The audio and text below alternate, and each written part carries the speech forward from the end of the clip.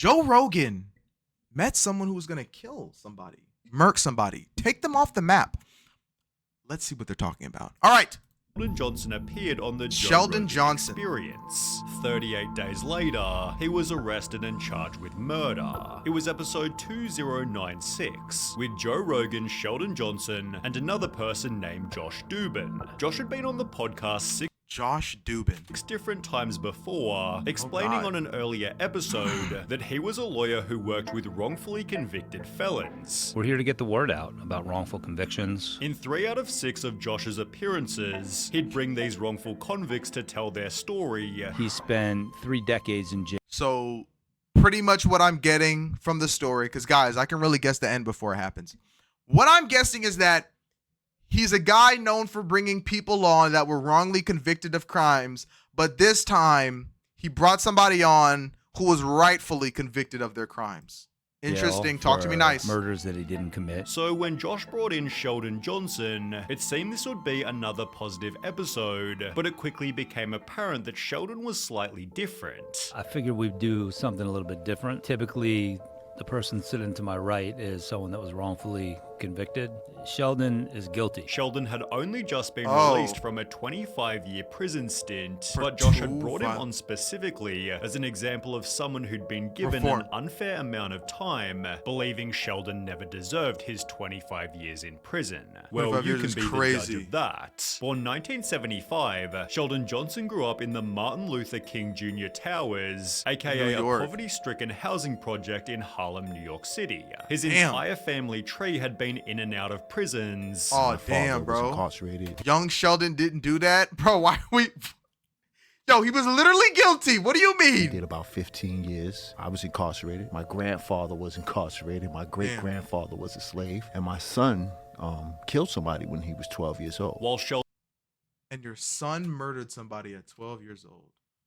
Wow, bro. Sheldon was the only one in his family who had functional hearing. My mother's deaf, my father's deaf, my sister's deaf, my aunt is deaf. I grew up in a deaf household. Therefore, his father, went to Caltech cut dealer, brought Sheldon along to help him translate deals, and by the age of 12, Sheldon had joined the exact same line of work. I started selling drugs. Guy offered me an opportunity to be a lookout, and I would just stand there, and eventually I just slowly moved up the ranks. It turned me into this person that I was never meant to be. As a result, he began to rack up charges. Driving without a license, standing on the corner, little small petty drugs. I forgot, you can't what's it called when you stand somewhere where you're not supposed to be for too long? Loitering, yes. New York, I think, isn't New York they're heavy when it comes to loitering. If you get loitered, you will get a ticket or a fine. Cases. And spent most of his teens in the Rikers Island prison. Although it'd be after his release at the age of 21 that things went downhill badly. He'd commit 2 different armed robberies, receiving a sentence of 50 years in prison, which Josh argued was incredibly unfair, given only one person received minor injuries. He got hit in the head with the gun right here on the side of his head, and he had 2 stitches, and they gave me 25 years for that case. Did you hit him in the head? No. Regardless, prison is where Sheldon realized he had to turn his life around. It was at that moment I really said I have to change my life. I just can't do this. Beginning a prison journal about hope, change, and reform. In his entry, Letter to My Younger Self, it explained just because you're surrounded by violence does not mean that violence is the way to solve your problems. Facts. Sheldon, 2 wrongs do not make a right. Violence only begets violence. Learn how to respond and not react. In a different entry, he'd state,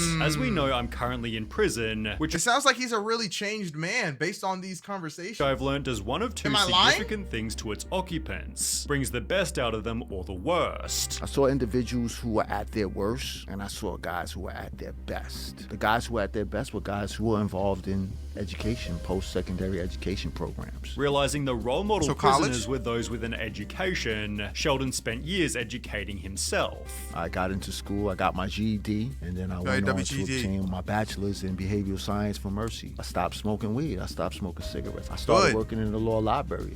I discovered that I had a knack for complicated things, case law, and I was actually helping guys get out of prison. He'd further add to his journal, I have grown dramatically in these 14 years, when I could have easily withered away. I've learned that I love Shakespeare, that I love acting, that I love writing, that I enjoy reading philosophy, that I love reading criminal law, that I love writing legalese. Sheldon had changed his life to such an extent, BuzzFeed advocated for his release back in 2016. Wow. He became a model inmate, said David Roth, the prison social worker. His days were so full that he went to bed exhausted and fell asleep immediately. As a result of his good behavior, Sheldon was released after 25 years of his 50-year sentence, appearing on a podcast called Success After Lockdown, on which he'd implied that he'd never go back to prison. I'm reflecting, I'm saying to myself like, yo, I can't spend the next 50 years like this. When he'd appear on Joe Rogan 1 month later, Sheldon again implied that he wouldn't go back to jail. Individuals who have been shown to acquire associate's degrees and bachelor's degrees are like 92% less likely to return back to prison. With Josh using Sheldon I can't even say that's facts, but I'm gonna agree with you, bro. That sounds right. That sounds real. That change was always possible.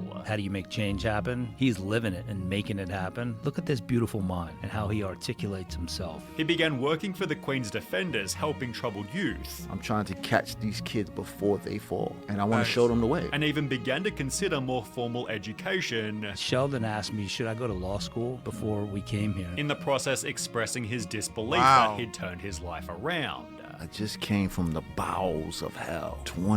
John Pork is calling. Tell him I'll answer him in a second. 5 years in prison, and now I'm in the sky above the clouds in the heavens, headed to a destination to talk about change and to talk about all of the things that brought me to this place today. Joe Rogan even posted a clip titled Sentenced to 50 Years. Sheldon Johnson decided to turn his life around. However, Sheldon would make one final important claim. But this is how fast your life can change from just one simple mistake. This became reality only 38 days later.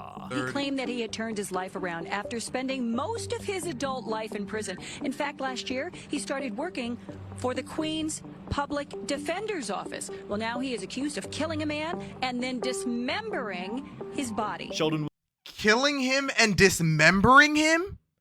Was childhood friends with a man named Colin Small, with whom he'd also spent over 10 years in prison. Therefore, upon Sheldon's release, Small was helping Johnson get back on his feet. However, at some point, their friendship took a turn. On the 6th of March 2024, police received a call from a tenant who lived in New York, claiming to have heard 2 gunshots from that's what I'm saying. That's some Dahmer activity. Like, you lucky he didn't eat him or do very sinful acts to him. In Small's apartment, as well as a voice begging, "Please don't, I have a family." Police drove over to the flat and knocked on the door, only to find Sheldon Johnson inside, who claimed that Colin Small had apparently gone upstate. Well, police searched the apartment and found half of Colin Small's body, finding the other half back at Sheldon's apartment, in addition to concrete and a Tyvek suit. CCTV out.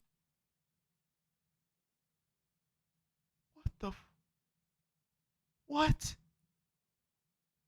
Like, does someone get a death penalty for this? Like, I'm just curious. Like, does it like, I don't know. How does this work? Showed Sheldon Johnson entering and exiting, trying to conceal his identity with a range of different disguises. In one of these stills, he's seen wearing the exact same jacket as he was in a photo he took for the Queen's Defenders. Sheldon was therefore arrested and charged with Colin's murder, screaming "I'm innocent" as he was placed into the cop car. Sheldon maintained this innocence all the way to court. Yesterday, Sheldon Johnson pleaded not guilty to the charges. He had quite a few supporters inside the courtroom. As the comments on his episode changed overnight. Imagine being locked up for being wronged by the system for over 25 years, only to prove that the system was right, bro. I ain't gonna lie to you guys. That prison, that the system was right. Amazing. Yeah. The judge who gave him 50 years must feel pretty smart right now. Yeah, because he probably saw through all of that BS. He was like, this guy, you're not clicking with I really believed I was gonna die in prison. Well, you're not wrong, buddy. Sheldon's own father stated, "I'm surprised my son was arrested. I was shocked. He learned and studied in prison for 26 years. 26 he is a good man. He was doing work in a law office. There were no problems, but I doubt nobody was as shocked as Josh Dubin." He ended Sheldon Johnson's episode stating, "I'm very thoughtful in who I bring on. Damn. I think this was one of the best ones yet." But is still yet to talk publicly, since Sheldon Sheldon's new allegations. Joe, on the other hand, talked about it recently. He was guilty before, and we knew he was guilty, but he got 50 years. Right. And then he was talking about he turned his life around, and this like a month after he was on the podcast, cut some dude's head off. Homie didn't understand new HD security cameras. Exactly, he can't, because he probably thought back in the day that, hey man, whatever happens, happens. Rising that prison. Because they didn't probably have security cameras, so they was able to get away with a lot more stuff. But, buddy, it's like trying to pull this stuff off in a bro, New York City out of every city? Come on, gang. Made him worse. Was that because he spent 25 fucking years in jail, which is an insane amount of time to be locked up in a prison and then expect to acclimate. Expecting immediate acclimation is insane. Expecting immediate acclimation is insane, because it's like they're so, even though they're in jail, they're so like borderline, not even borderline, they're so out of touch that it's like, how is someone to like come back from that? You know what I mean? How does someone like thoroughly come back from that without like falling back into old ways? Because you know what I'm saying? Like, if you feel like, this is what I've noticed, is that people who feel like they can't adjust to change, they just stick to what they're used to. You know what I mean? Like, or they try to find a new way to do the same old things. You get what I mean? It's weird, bro. It's weird. Yo, enjoy the video. So guys, to change your boy, Kiddabsolute. Catch you next one. Bye!